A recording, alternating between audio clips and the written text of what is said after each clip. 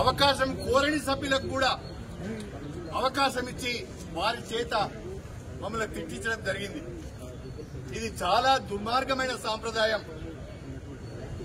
శాసనసభ వ్యవహారాలకు సంబంధించిన విషయం ఇది.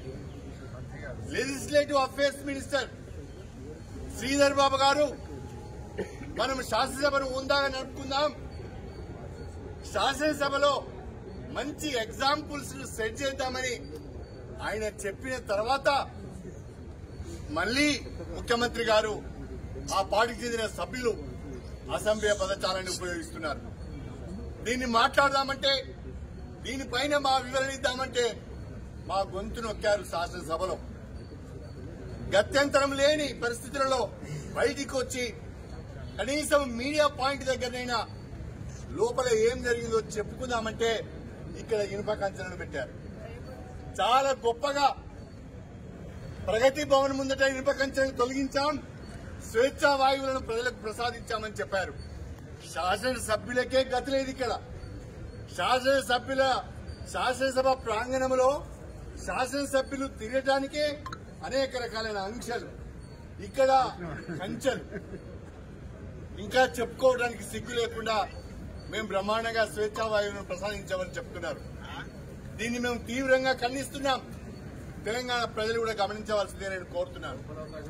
గౌరవ ముఖ్యమంత్రి గారు గాని సభ్యులు గాని సభా సాంప్రదాయాలను పాటించడం లేదు. ముఖ్యమంత్రి గారు మేము చెప్పలేని భాషలో సభలో రికార్డ్స్ లోకి పోయే విధంగా ప్రతిపక్ష నాయకుల గురించి మాట్లాడుతున్నాడు. దయచేసి దీన్ని గమనించవలసిందిగా ప్రజలకు విజ్ఞప్తి చేస్తున్నాం.